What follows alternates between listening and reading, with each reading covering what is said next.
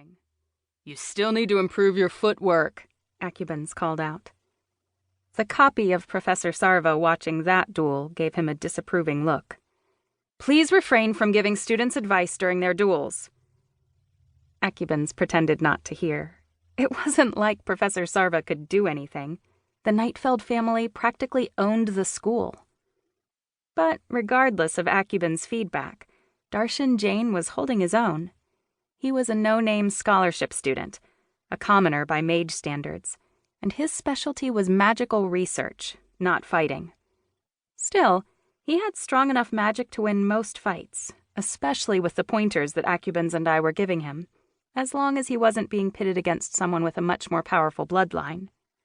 Thanks to Acubans' string pulling, he was consistently getting matched with other no-names, vassals, and weaker Great House students nowadays. Even when he lost, he wasn't getting beaten up the same way he used to be. And when he won, he was merciful. He pinned down his opponent, a vassal boy, neatly and cleanly. The walls came down after a count of 10, and I ran over to check on him. "I'm fine, Cass," he laughed. But his brown eyes went warm and gentle behind his glasses as he looked at me. He was thin and angular, with dark skin and black hair that, unlike Acubans, was unruly by nature rather than nurture. He was tall enough that he had to lean down to kiss me, a little shyly, affection overcoming his natural introversion. Together, we headed out into the sunny December afternoon. "Well, that's our first semester at Wraithwood. You're going home after this too, right?"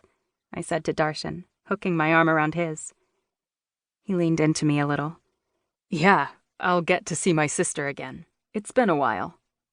Darshan had opened up a lot more about his own life as we'd gotten closer, venturing past the subjects of nerdery that we'd first bonded over. I knew now that he had a much older sister, already married, who normally lived on the other side of the country. "Hope you can survive that brand new nephew of yours. This one makes 3, right?" "Oh, the older ones won't be so bad, at least," said Darshan with a grin. "I've been picking up random gross facts about the alchemical uses of demon poop just for them. They love me. If only you could distract babies with trivia, too." I laughed. Good luck, and try not to get puked on. The air was chilly, but the sun shone warm on my face through the bare branches of the trees that ran down either side of the lane. I shut my eyes, letting a rosy glow filter through my eyelids.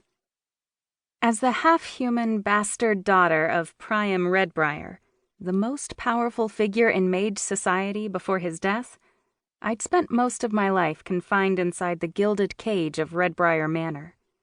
Just a few months ago, I'd been a prisoner at the mercy of my stepsister Cly, enduring abuse and exploitation, while her mother Leda held my mother as hostage.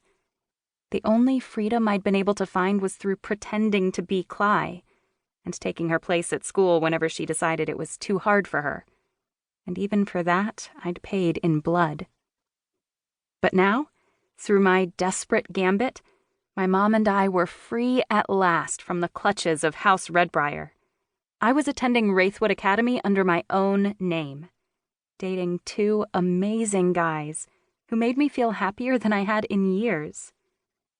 It was hard to believe sometimes how much my life had changed for the better. I reached out and pulled them closer, Acubans on the left, Darshan on the right. I just wanted to feel them, solid and warm and real. "You'll like Nightfeld Manor," Acubans assured me. "I'll show you all the cool places and secret passages. Most importantly, Arcturus is going to be gone the whole time." "For the Winter Council, I'd imagine," said Darshan. "Arcturus says he expects a long meeting this time," said Acubans, pleased, "especially with the current member situation." 3 new members, said Darshan, with quiet pride in his voice. "And there will be more to come. That's something to be happy about." Mage society was obsessed about bloodlines and magical power, so of course the governing council was structured around both.